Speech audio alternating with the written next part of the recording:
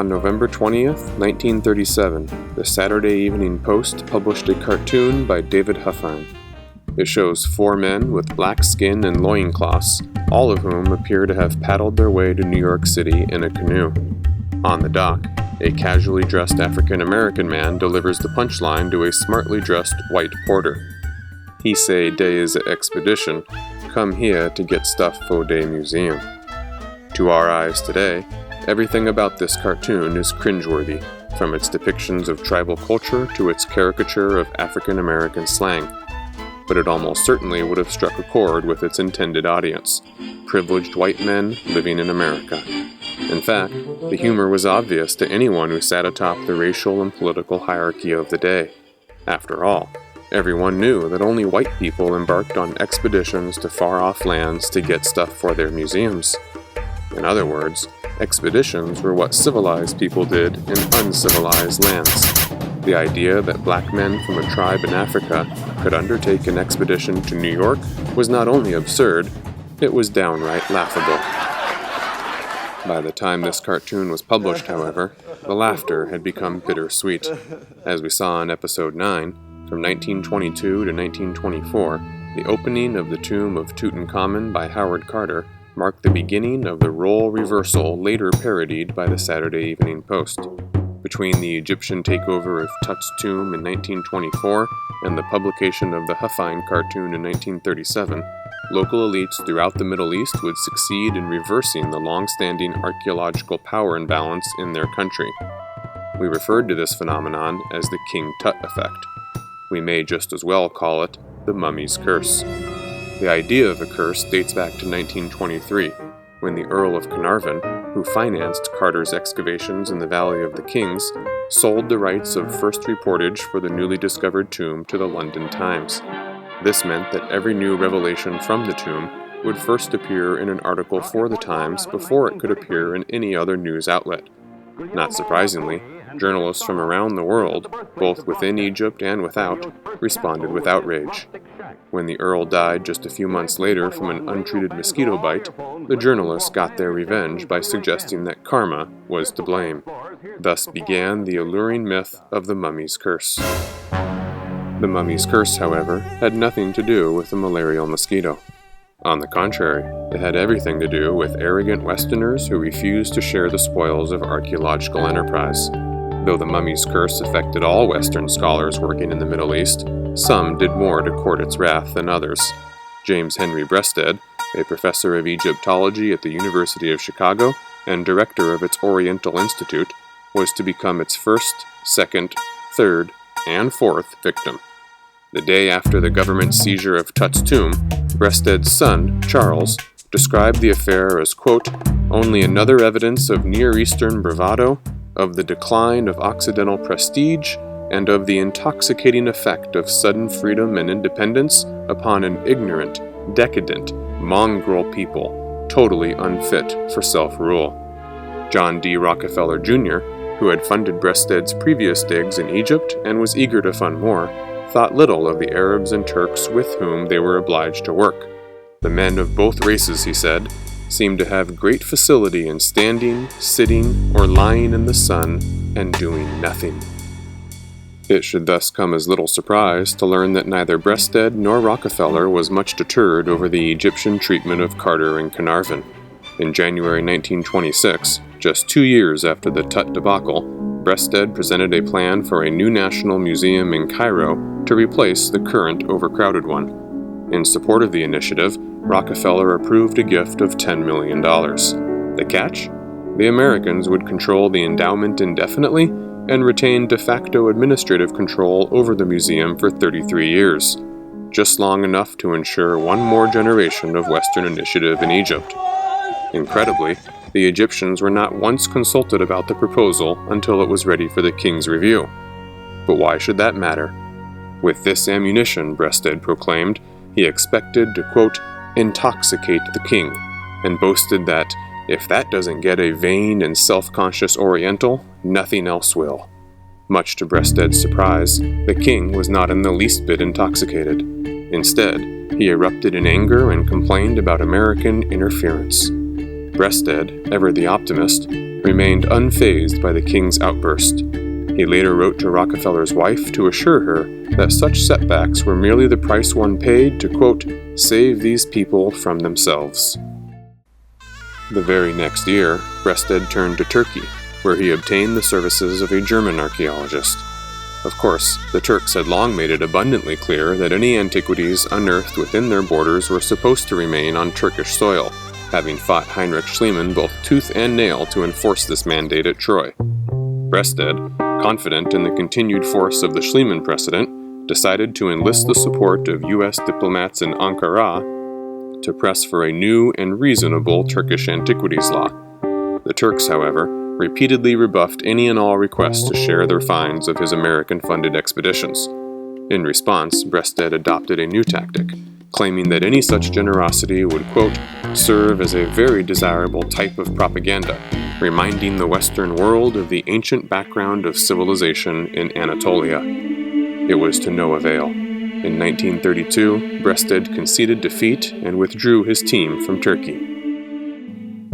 Turkey and Egypt were the first Middle Eastern states to obstruct foreign archaeological enterprise. They were also the most successful, neither yielding an inch.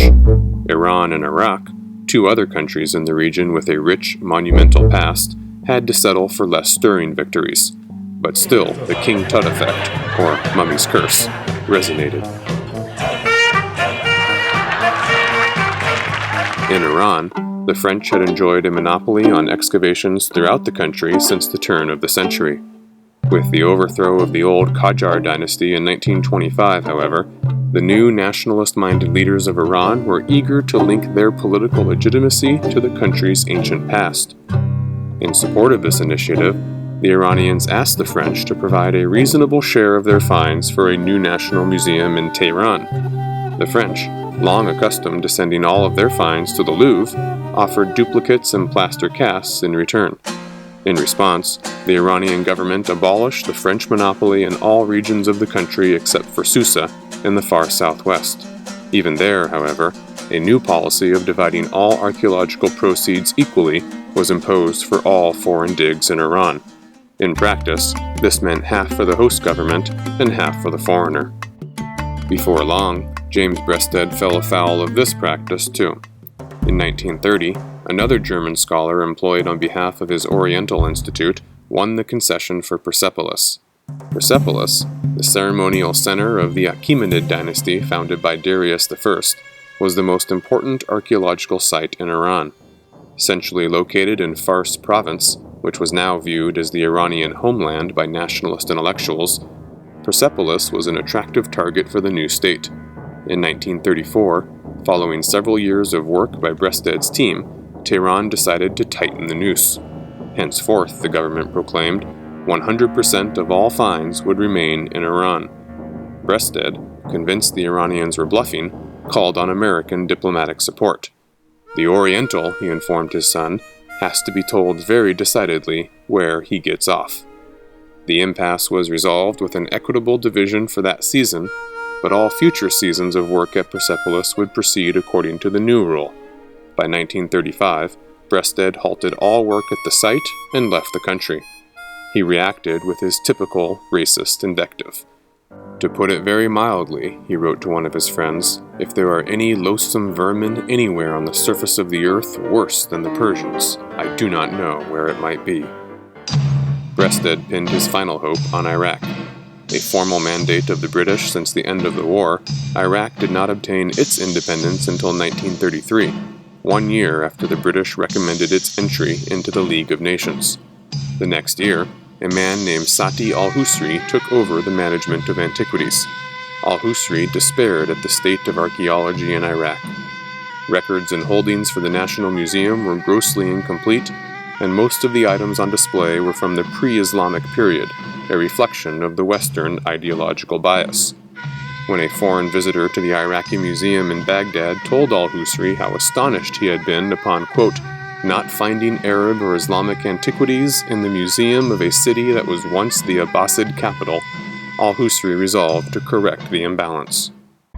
First, he informed all foreign expeditions that their excavations would have to be supervised by Iraqi officials in accordance with the law.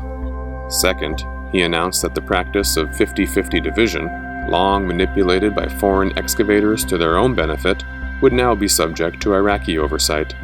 In 1935, al-Husri decided to make an example of a site under the direction of one of Breasted's colleagues. After laying the antiquities out in 2 equal rows along a long table, al-Husri asked Julius Jordan, his German director of antiquities, which objects were unique and unrepresented in the Baghdad Museum. Jordan, unaware of what al-Husri intended to do, duly pointed them out. Al-Husri's next move stunned everyone present. He moved 17 artifacts identified by Jordan to the side and informed those assembled that these would not be part of the division. The message was clear. The foreigners would no longer determine which share of the spoils went to Iraq and which share went abroad. The Iraqis would now take the best of everything, or the foreigners would get nothing. As expected, Breasted was furious. Now, he said, he would have to take it upon himself to deal with these, quote, ignorant and fanatical Iraqis. Al-Husri, however, would not be intimidated. The Oriental Institute had received so many antiquities from Iraq, he said, that Chicago now had a better collection than did Baghdad. As for science, he continued, its interests could be served just as well in Iraq as anywhere else.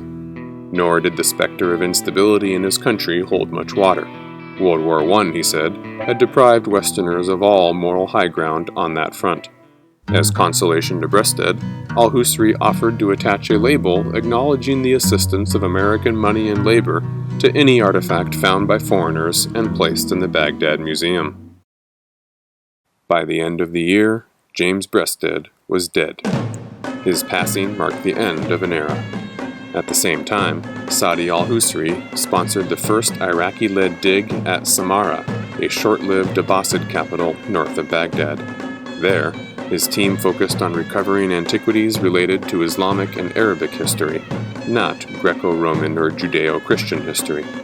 Much like the Egyptians, Turks, and Iranians before them, the Iraqis, too, would now determine for themselves which of their country's many pasts were most suitable for present-day ideological agendas. By 1937, the mummy's curse had chased Westerners out of nearly every tomb of importance in Egypt, Turkey, Iran, and Iraq. Scarcely had the war against the West been won, however, than the war within boiled to the surface. Please join us next time as we explore the battle between Moses versus Pharaoh in Episode 11 of Indiana Jones in History.